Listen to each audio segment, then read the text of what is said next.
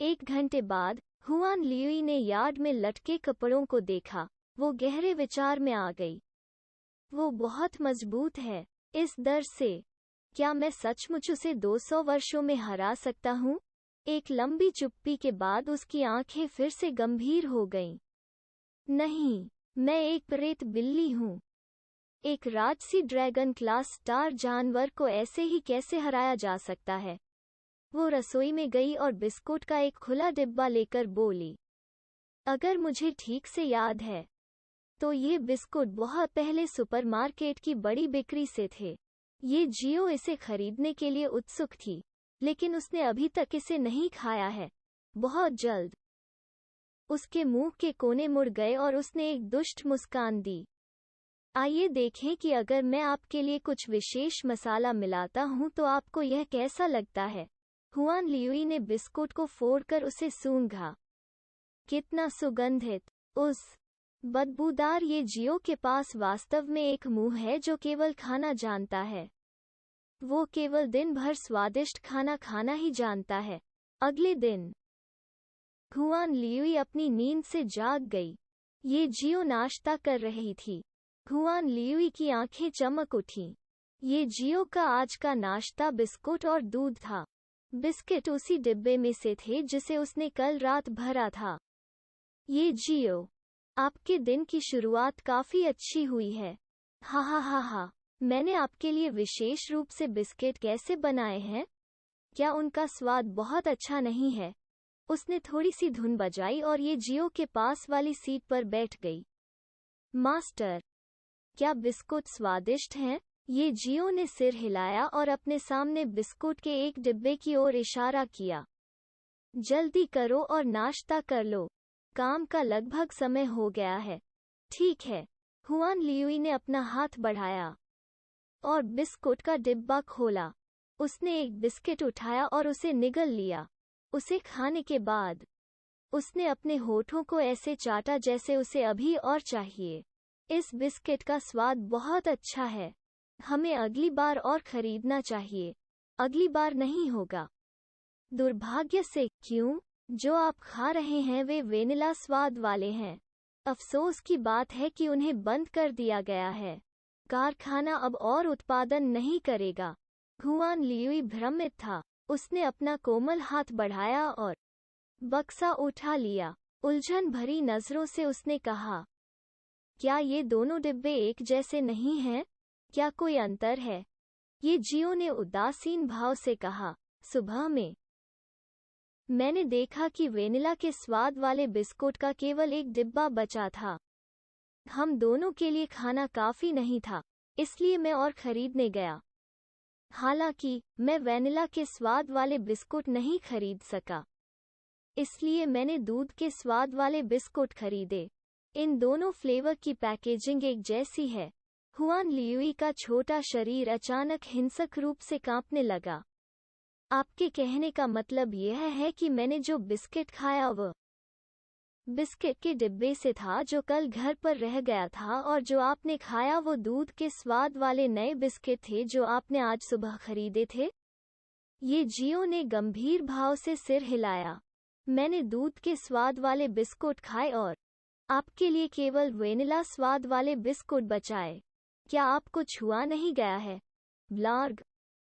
Hwan लियुई बिजली की चमक में बदल गया और उल्टी करने के लिए बाथरूम में भाग गया। ये जियो अपनी भौहों को थोड़ा ऊपर उठाने में मदद नहीं कर सका। क्या बिल्लियां अभी भी वेनिला से घृणा करती हैं? नाश्ते के बाद ये जियो अकेले काम पर गया और हुआन लियुई को अपने साथ नहीं लाया।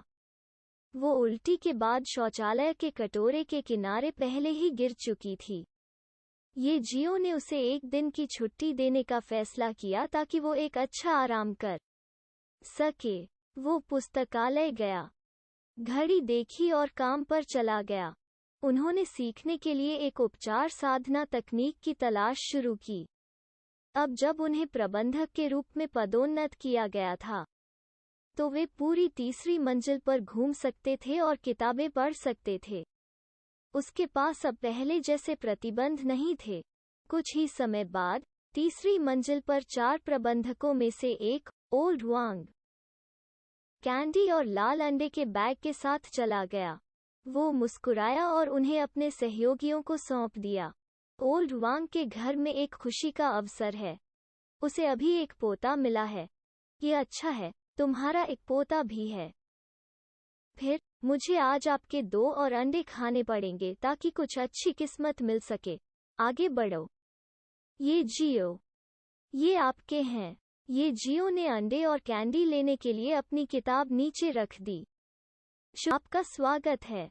शनिवार की दोपहर, रेड मून रेस्टोरेंट। मेरे पोते की पूर्णिमा के उत्सव के लिए जाना याद रखें। ये जियो ने सिर हिलाया।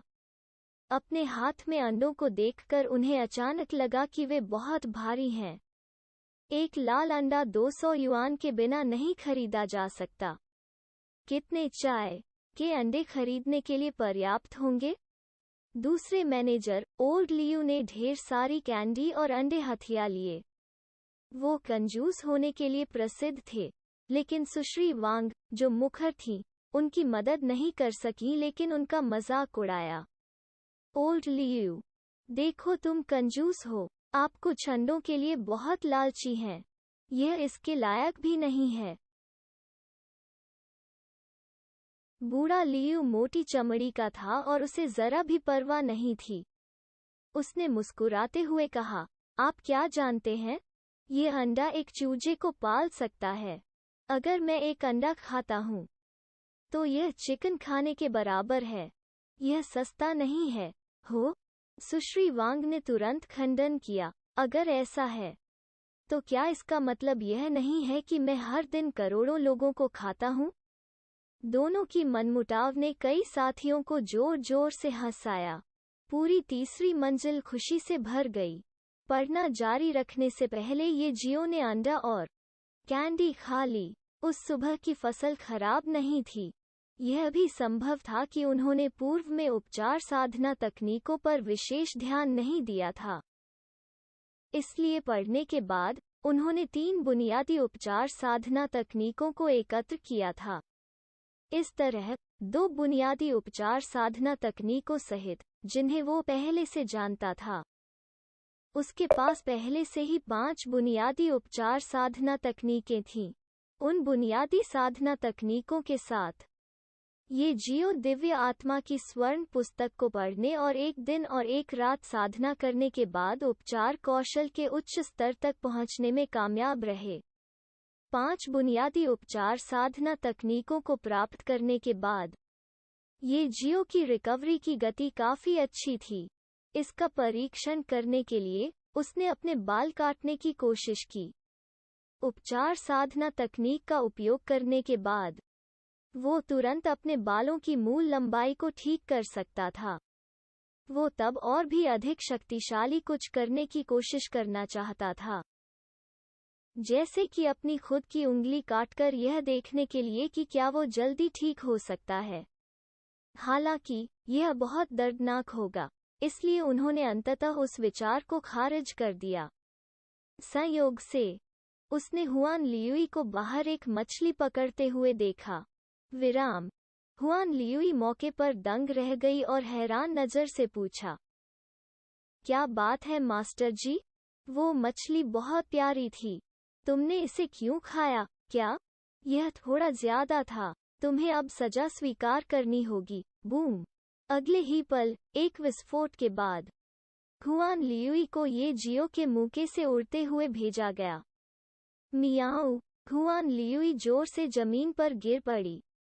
उसका छोटा सिर मिट्टी में फंस गया। गुरुत्वाकर्षण के कारण उसकी छोटी स्कर्ट विपरीत दिशा में नीचे खिसक गई थी। यह एक कमल के पत्ते की तरह था जो जमीन पर गिर रहा था। उसके पैरों पर उसकी सफेद लेगिंग का केवल एक जोड़ा रह गया था। उसने सोचा कि वो बिल्कुल अपने छोटे कानों को लहराते हुए खरगोश के समान है। ये जियो आगे बढ़ी और अपने बछड़ों को एक हाथ से पकड़ लिया। उसने मूली को खींचकर जमीन से ऊपर खींच लिया। मुझे अफसोस है कि मैं भूल गया। बिल्लियां मछली खाती हैं। मैं आपका तुरंत इलाज करूंगा। जैसे ही उसने बोलना समाप्त किया, ये जियो ने तुरंत उपचार साधना तकनीक का उपयोग किया। उसकी हथेली पर प्रकाश की 5 सफ़ेद किरणें बनी और हुआन लियुई की चोटों को जल्दी से ठीक कर दिया। पूरी प्रक्रिया में लगभग 5 सेकंड का समय लगा। ये जियो ने चुपके से अपने दिल में डेटा रिकॉर्ड कर लिया और उसके छोटे से सिर को थपथपाया। भविष्य में आपको मुझे वो बातें समझानी होंगी जो मैं भूल जाता हूँ। यदि आप नहीं समझाते हैं तो क्या मैं गलत नहीं समझूंगा? फिर वो मुड़ा और घर में वापस चला गया। हुआन लियुई ने अपना सिर झुका लिया और जमीन पर बैठ गई, जैसे कि एक छोटी बत्तख का चेहरा उसके चेहरे पर एक विरोधाभासी नजर है। मुझे ऐसा क्यों लग रहा है कि उसने ऐसा जानबूझकर किया है?